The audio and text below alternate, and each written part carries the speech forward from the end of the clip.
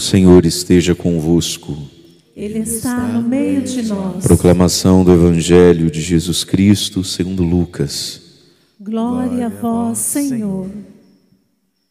Naquele tempo Jesus exultou no Espírito Santo e disse: Eu te louvo, Pai, Senhor do céu e da terra, porque escondeste essas coisas aos sábios e inteligentes e as revelaste aos pequeninos. Sim, Pai, porque assim foi do teu agrado. Tudo me foi entregue pelo meu Pai. Ninguém conhece quem é o Filho a não ser o Pai, e ninguém conhece quem é o Pai a não ser o Filho e aquele a quem o Filho o quiser revelar. Jesus voltou-se para os discípulos e disse-lhes em particular: Felizes os olhos que veem o que vós vedes, pois eu vos digo que muitos profetas e reis quiseram ver o que estáis vendo e não puderam ver. Quiseram ouvir o que estáis ouvindo e não puderam ouvir. Palavra da salvação. Glória a vós, Senhor.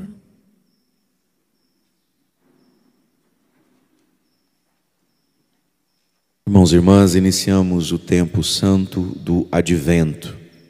Esse tempo penitencial e de vigilância que nos prepara para a solenidade do Natal do Senhor, a encarnação do Verbo, Deus que nasce homem, o verdadeiro Deus e verdadeiro homem no meio de nós.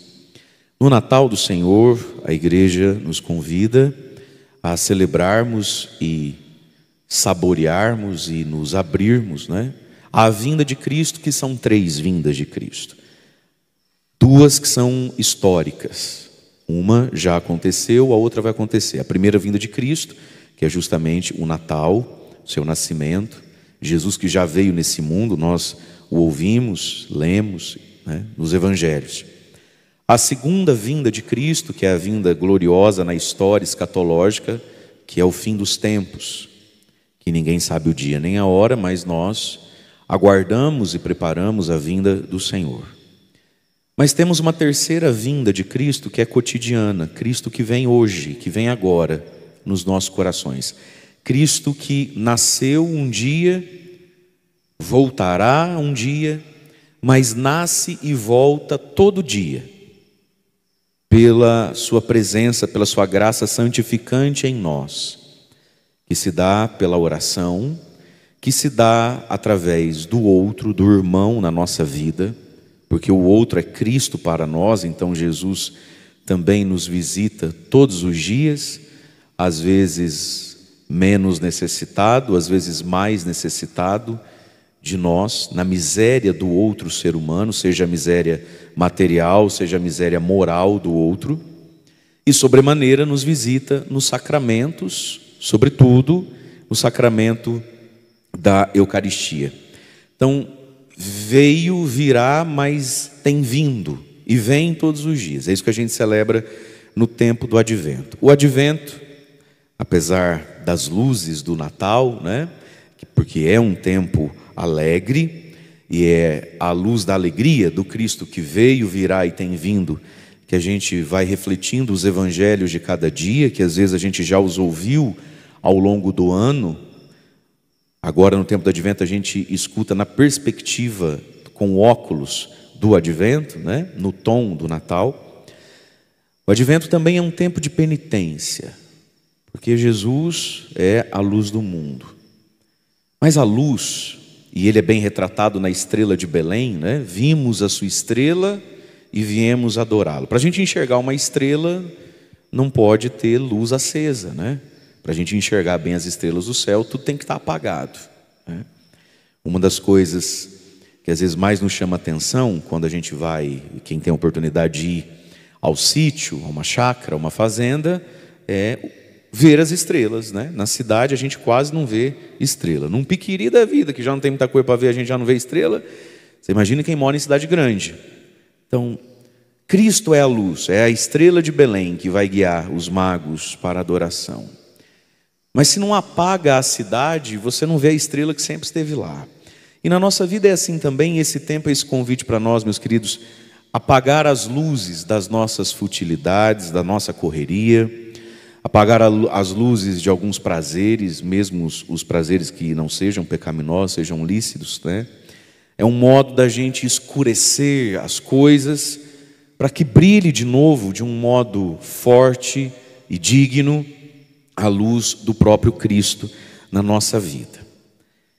Quando nós celebramos o Natal e esse tempo do Advento, nós somos convidados então a meditar e dar graças a Deus e adorá-lo no mistério da humanidade. Deus eterno, alfa e ômega, princípio e fim, princípio que não teve princípio, fim que não tem fim.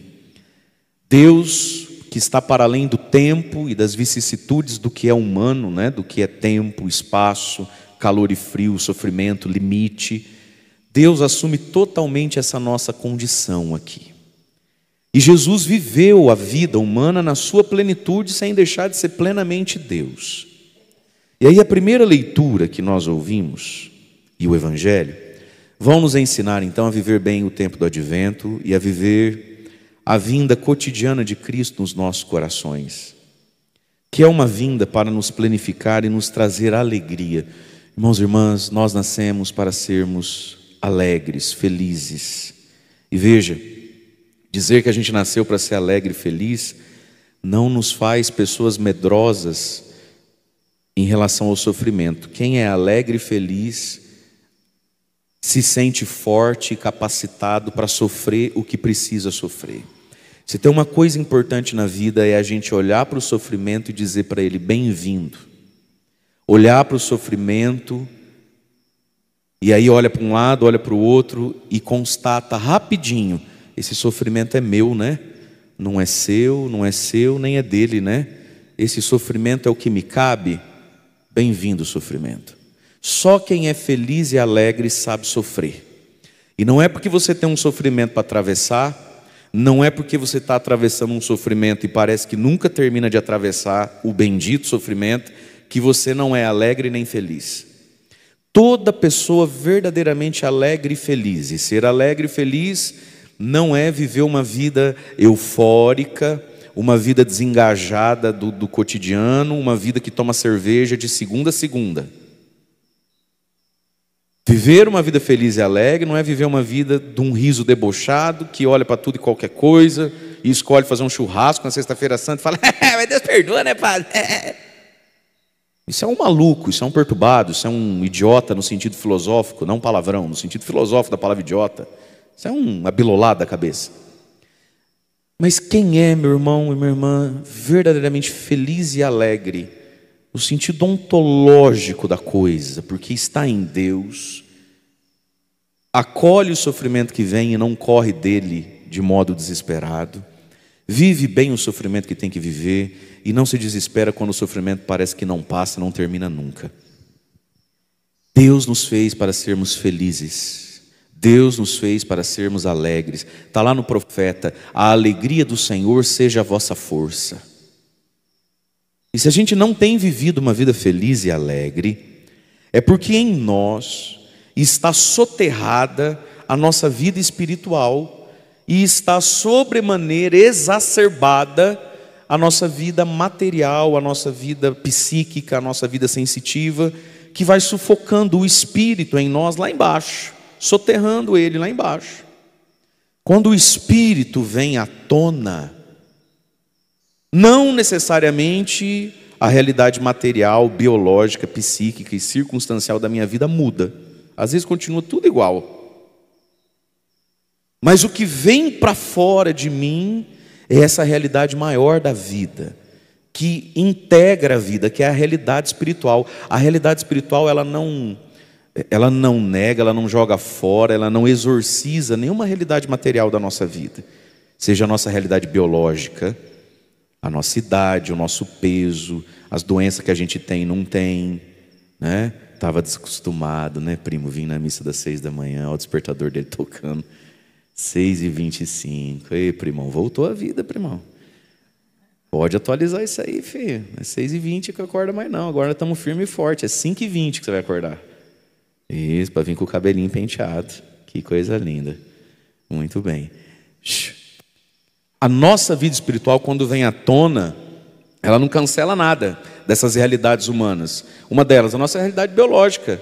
Às vezes você já está mais velhinho, dói aqui, dói lá, dói acolá, está atravessando uma doença. Esse é o remédio aí que você tem que tomar mesmo, esse tratamento que você tem que fazer. É isso aqui que não pode comer, não pode beber. Ai meu Deus, é isso aí. Não cancela nem muda, muito menos as nossas circunstâncias. Se a economia do país vai bem, vai mal. Se a cidade está boa, está mal. Se o vizinho do lado é barulhento, não é barulhento. Se o cachorro late a noite inteira, não late a noite inteira. Isso aí está aí, né? As nossas realidades, às vezes, do nosso psicológico, os traumas que a gente já teve, a gente já os teve, enfim. Só que a realidade espiritual em nós, quando ela vem à tona, quando ela toma a primazia, todas as outras realidades continuam reais, mas ficam do tamanho certo. E quando tudo está do tamanho certo, a gente é feliz e alegre. Porque daí, quando tudo está do tamanho certo, Cristo se revela a nós, como nós ouvimos no Evangelho. Mas antes da gente chegar na alegria do Evangelho, que Jesus ensinou aqui para nós, tem um dom do Espírito Santo que é fundamental na vida de quem quer ir para o céu e nessa terra quer ser feliz e alegre, que é o dom do temor de Deus. Diga comigo, temor de Deus. Diga mais uma vez para você poder repetir com quem está em casa assistindo e bucejando ainda. Temor de Deus.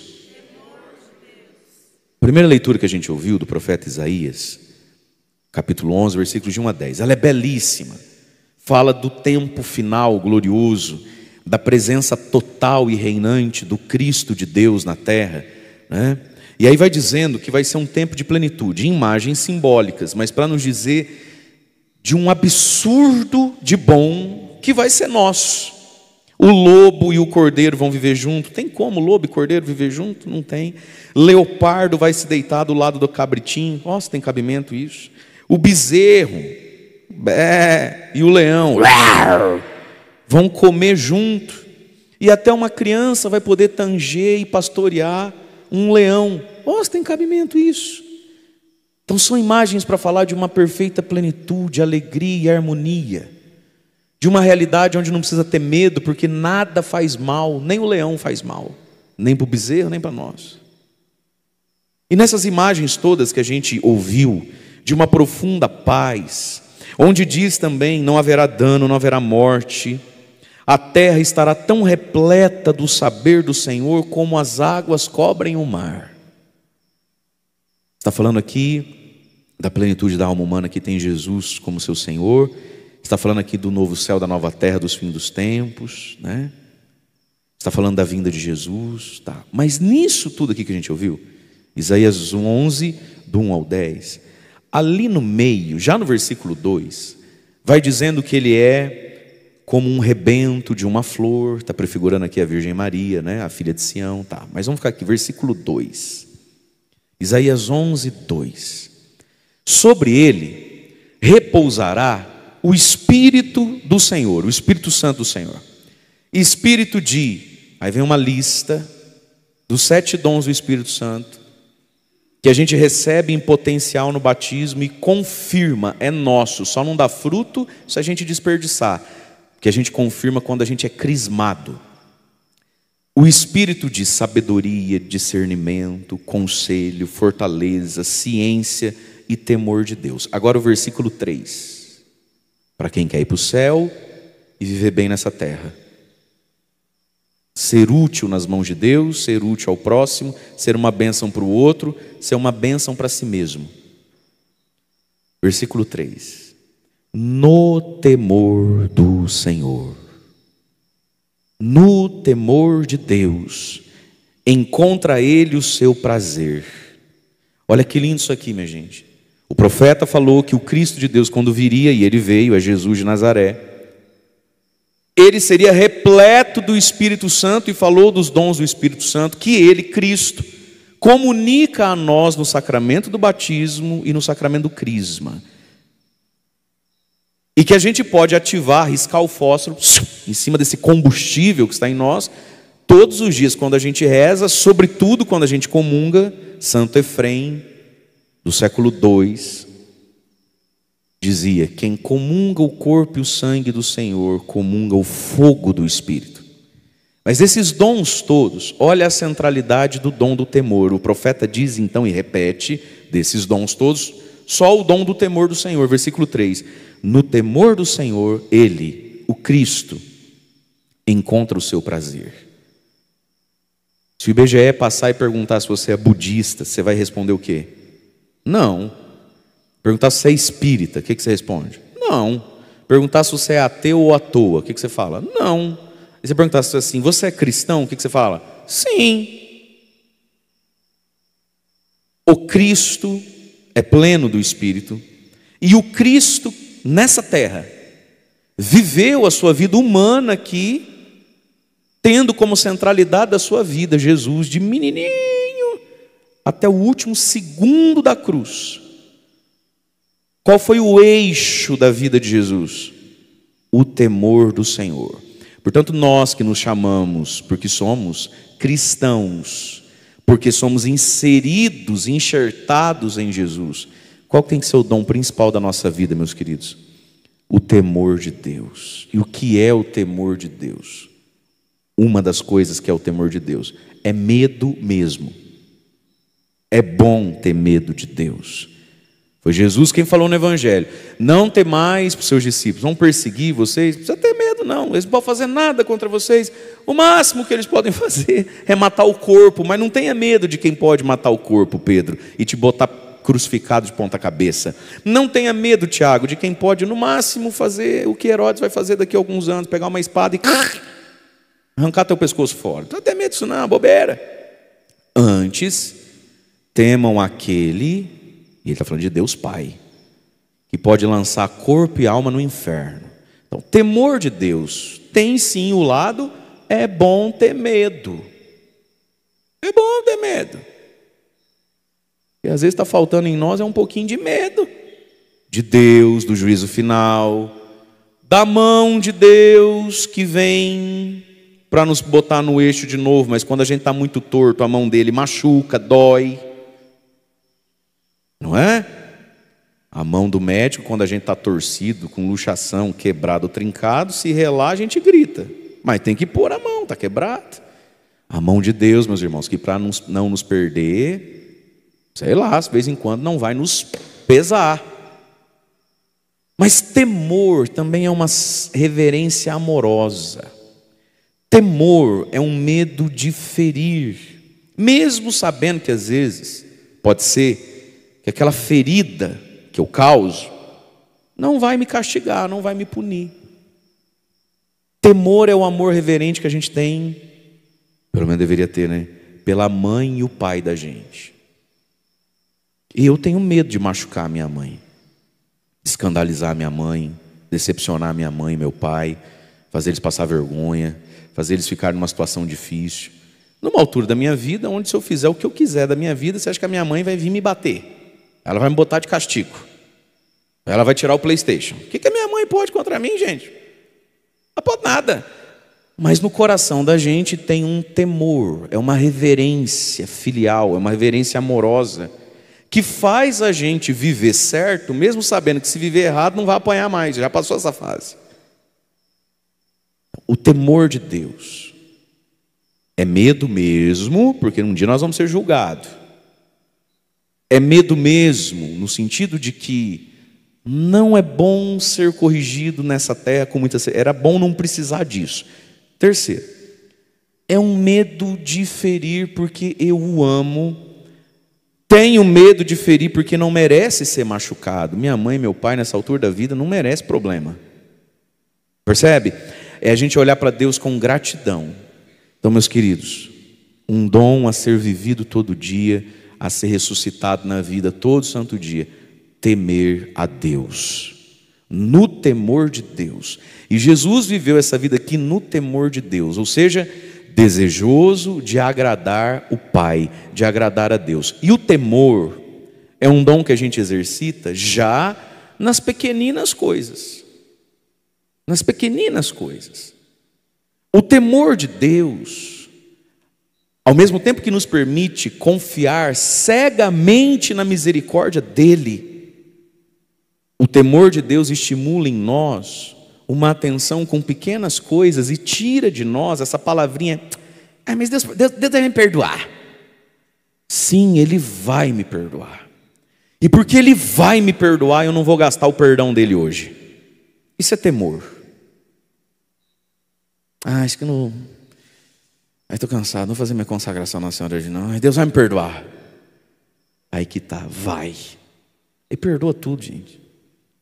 Deus é bom com B de besta, tem hora, sabe? Deus é livre, como Ele é bom. E porque Ele vai perdoar, dá uma dó de fazer Ele ter que me perdoar. E você pega e fala: vai com sono mesmo, ninguém morre se for dormir só daqui 15 minutos. Temor de Deus. Para escolher uma roupa para vir na missa, para escolher uma música para colocar na playlist do celular e para ouvir, é porque Ele vai perdoar essa bobajada que se canta e que se escuta, é que não devia nem cantar nem escutar, não gastar o perdão à toa. É porque Ele vai perdoar, e perdoa mesmo, gente. Essas repetidas inclinações do nosso caráter, do nosso temperamento, dos nossos viciozinhos que a gente traz desde a barriga da mãe da gente, que foi alimentado na nossa criação, educação, reforçado na adolescência, é porque Ele vai perdoar esse nosso jeitão de ser, que a gente escolhe não gastar o perdão dele e olha para Deus e fala: Senhor, o Senhor ia me perdoar? Não precisa perdoar não, porque guarda o teu perdão aí, eu vou me esticar um pouquinho mais. O nome disso é temor, isso é respeito. E aí então, quando a gente vive assim, começa a acontecer na nossa vida, de pouquinho em pouquinho, crescer na nossa vida, aquilo que vai ser pleno na vinda gloriosa do Senhor. O refrão do Salmo: nos seus dias a justiça florirá e paz em abundância para sempre. Agora, a grande graça da vida, quando a gente assume para nós o temor de Deus, é que a gente entra nos dias do Senhor, nos seus dias. Então, antes de ir para o céu, antes de Jesus vir glorioso, em meio a todas as realidades muito humanas da nossa vida, que às vezes causam em nós até desconforto, dor, e essa percepção de que essa terra de fato não é o céu, mas eu posso estar nessa terra e estar nos dias do Senhor. Nos seus dias a justiça florirá, paz em abundância, né? E aí vai dizendo: toda palavra libertará o indigente, escutará o pobre, terá dó do humilde, salvará a vida do fraco. A gente já pode entrar nos dias de Deus nessa terra. Aliás, para ir para o céu só tem um jeito: entrar nos dias de Deus nessa terra, entrar debaixo da graça de Deus nessa terra. Portanto, a primazia do dom do temor. Segunda coisa importante para nós então, a pequenez, a humildade, que é o coração do evangelho de hoje, né? Lucas 10, do 21 ao 24, diz lá: naquele momento, Jesus exultou no Espírito Santo e disse, como sua mãe, a Virgem Maria, há 30 anos atrás, dessa cena aqui, quando Maria exultou no Espírito e disse: a minha alma glorifica o Senhor, meu espírito se alegra em Deus meu Salvador, porque Ele olhou para a pequenez, a humildade da sua serva. A fruta não cai longe do pé. 30 anos depois, o filho dela, Jesus nosso Senhor, exulta no Espírito Santo, por causa da fé dos pequenos e dos humildes. O que tinha acontecido aqui nessa cena? Só para a gente contextualizar. Jesus tinha enviado em missão 72 discípulos. Presta atenção no pequeno parênteses. Jesus teve 12 apóstolos, que por óbvio são discípulos dele, discipulados por ele. 12. Mas todos nós somos chamados a ser discípulo de Jesus. Jesus tinha um grupo maior de discípulos, uma pequena multidão, uma pequena comunidade com ele. Certa feita, ele escolheu 72 e os enviou 2 a 2 a toda a cidade, lugar onde ele mesmo devia ir. Deu a eles autoridade, força do Espírito para pregar, curar, libertar. Aí esses 72, onde dentro deles estão os 12 apóstolos, que também são discípulos, eles voltam felizes dizendo assim: Senhor, O senhor tinha que ver. Em teu nome até o demônio obedece. Nossa, foi um sucesso o que aconteceu. O senhor tem que ver. Demos um show. E eles começaram a contar tudo que eles fizeram e voltaram tão felizes de terem feito o que Jesus fazia. De um modo gratuito, devem ter voltado com os pés rachados, tudo suado, acabado de sol. Devia estar só o trapo, mas numa alegria, numa vontade de fazer de novo. E Jesus viu Deus acontecendo na terra, não só através dele, mas através daqueles homens. E Jesus viu que naqueles 72 só tinha pobre. Só tinha José da Silva, Sauro. Não tinha ninguém muito rico, não tinha ninguém muito estudado. E Jesus viu naqueles homens que tinham trabalhado, que tinham dedicado do seu tempo, da sua pessoa, uma alegria, uma paz, um gozo interior, que não tem num jet ski, que não tem numa lancha no porto, que não tem na loja do shopping, que não tem em outras coisas da vida, que não tem na vingança, que não tem no sexo. Não, Jesus viu aquilo, aí Jesus não aguentou. Aí Jesus mandou essa rajada de glória. Eu te louvo, Pai, Senhor do céu e da terra, porque escondestes essas coisas aos sábios inteligentes.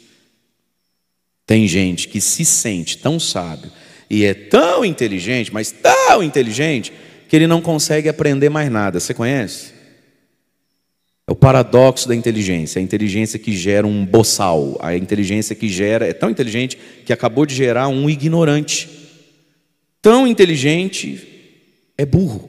De tão inteligente. É tão inteligente que não aprende mais nada. É tão inteligente que sabe tudo. É tão inteligente que a vida estacionou, não existe mais novo, não existe mais novidade, não existe mais kairós de Deus. Tudo eu já vi, tudo eu já sei, de nada eu preciso, nem de ninguém. Eu comigo mesmo e com a minha inteligência, estou acima do bem e do mal de todo mundo, ninguém presta, ninguém é bom. Isso tudo é politicagem, é para tirar dinheiro do povo. Eu não sei se precisa dessas coisas, porque eu sempre fui uma pessoa muito correta. Escondestes essas coisas, dessas malas sem alça, sábios e inteligentes da época, né, do contexto de Jesus, e as revelastes, tirastes o véu e deixastes bonita, brilhante e desejosa aos pequeninos. Sim, Pai, porque assim foi do teu agrado. Veja, meus irmãos, não é que o pequenino é mais inteligente que o rico, poderoso e estudado. É que o pequenino ele é mais acolhedor, ele é mais aberto. Então, o temor de Deus e a pequenez. Pequenez enquanto... Pequenez não é jacuzice. Pequenez é estado de disponibilidade. E sim, vez em quando, não é sempre, a gente encontra muita gente profundamente inteligente, sábia, letrada e profundamente pequeno. Porque apesar de tudo isso, a pessoa é uma esponja. Pingou, ele pega para ele. É aberto, é sedento, é desejoso. E também, de vez em quando, ou até meio que Deus o livre, de vez em sempre, a gente encontra uns por aí também, que não sabe ler, escrever, não tem dinheiro para pagar as contas e é uma mala também. É chato com força. Tem de tudo nesse mundo. Mas, grosso modo, é verdade. As pessoas mais simples, no que se refere às questões humanas, são mais abertas a Deus. Isso é um fato. São Paulo escreve aos Coríntios: irmãos, entre vós não há muitos, significa que tem um pouco, não há muitos sábios, inteligentes, nobres ou ricos dessa terra.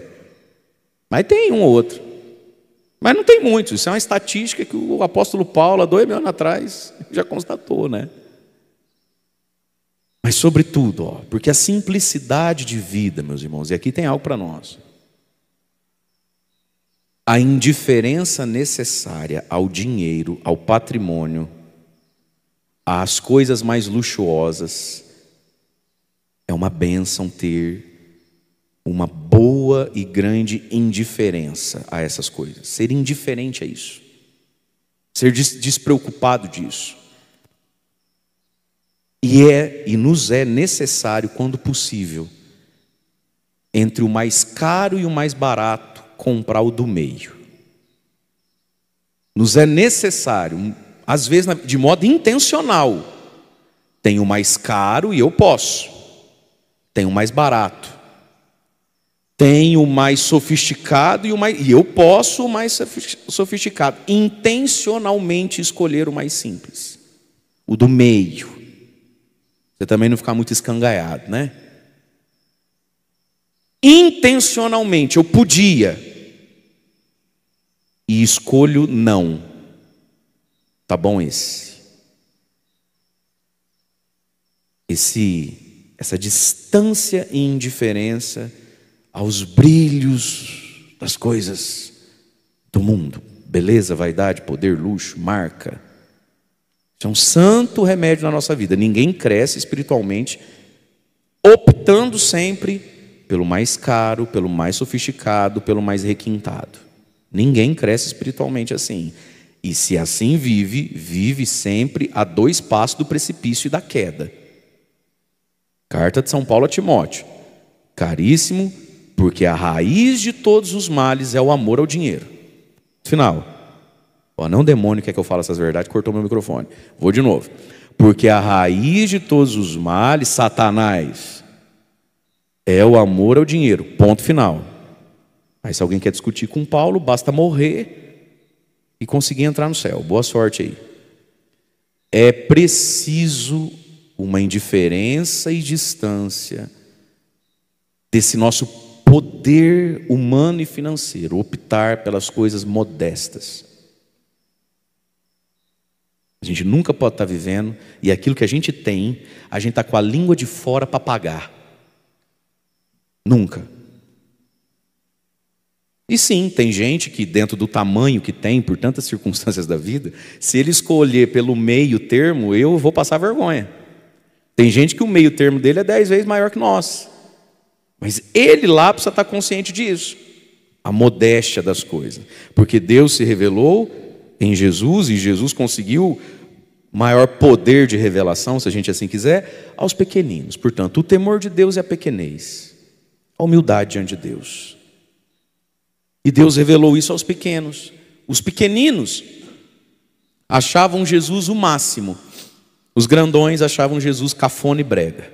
Os pequeninos achavam uma honra gastar tempo, dinheiro, suor e sono com Jesus. Os grandões achavam uma violência, um desperdício. Para que tudo isso? E Jesus então exultou no Espírito quando ele viu que esses que na terra às vezes não são os mais talentosos, não são os mais elaborados, nem são, se quisermos dizer assim, numa linguagem muito humana, mas vamos lá, nem são os mais abençoados, se a gente tiver uma visão muito mundana de bênção, enquanto bênção é saúde e riqueza. Esses entenderam Jesus, saborearam Jesus, vislumbraram Jesus. É por esses que Jesus exulta, porque eles não têm véu na inteligência mesmo, nem na alma. Eles e Deus é imediato, é pagamento à vista, ligou na tomada, foi. Porque quem não é assim, amigo, para chegar em Deus é tanta curva, é tanta pergunta. E Jesus exultou por esses. E aí nos diz o que veio fazer na terra. Por que ele vai nascer dia 25 de dezembro, nós vamos celebrar isso. Versículo 22, tudo me foi entregue pelo Pai, tudo. Inclusive a salvação da nossa alma, está tudo na mão dele. Ninguém conhece quem é o Filho a não ser o Pai. E ninguém conhece quem é o Pai a não ser o Filho, e agora vem. E aquele a quem o Filho o quiser revelar. Qual é a boa notícia desse versículo?